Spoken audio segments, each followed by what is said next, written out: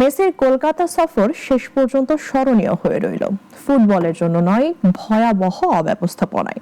বিশ্ব ফুটবলের মহাতারকাকে এক নজর দেখতে গিয়ে রণক্ষেত্রে পরিণত হয় কলকাতার সল্টলেক স্টেডিয়াম। ভিআইপিদের বিশৃঙ্খলা, মন্ত্রীদের প্রভাব বিস্তার আর অব্যবস্থাপনায় ক্ষুব্ধ দর্শকের ভাঙচুরে লণ্ডভণ্ড হয় যুব ভারতী ক্রীড়াঙ্গন। ঘটনার তদন্তে কমিটি গঠন করেছে রাজ্য সরকার।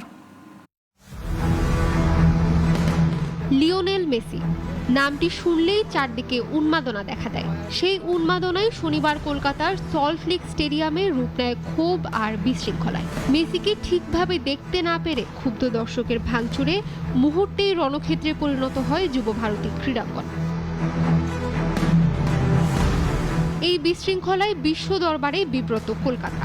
মাঝপথ থেকে ফিরে যান মুখ্যমন্ত্রী, প্রকাশ্যে ক্ষমা চাইতে হয় তাকে। মাঠে আসার কথা থাকলেও শাহরুখ খানও ফিরে যান হোটেল থেকেই।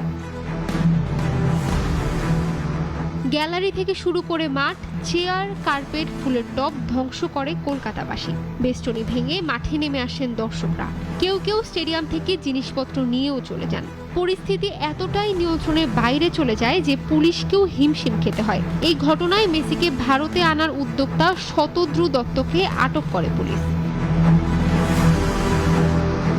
কিন্তু প্রশ্ন একটাই, এত বড় বিশৃঙ্খলা কেন?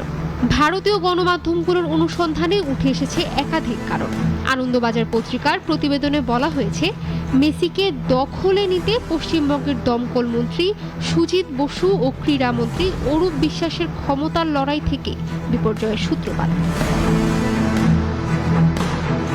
শুক্রবার রাতে কলকাতায় পৌঁছানোর পর বিমানবন্দর থেকে হোটেল হায়াত রিজেন্সি সবখানেই মেসিকে ঘিরে ছিলেন দমকল মন্ত্রীর ঘনিষ্ঠরা।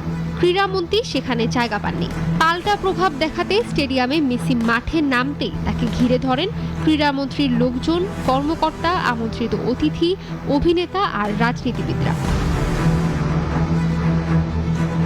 ইন্ডিয়া টুডে ও এনডিটিভি জানায়, নিয়ন্ত্রণহীন ভিআইপি সংস্কৃতির কারণেই গ্যালারির হাজার হাজার দর্শক মেসিকে ঠিকমতো দেখার সুযোগ পাননি, যার ফল এই ক্ষোভের বিস্ফোরণ। এক দর্শক তো কার্পেট কাঁধে তুলে বলেন, 10,000 টাকার টিকিট কেটে শুধু নেতাদের মুখ দেখেছি, মেসিকে না। ইশরাত জাহান, নাগরিক।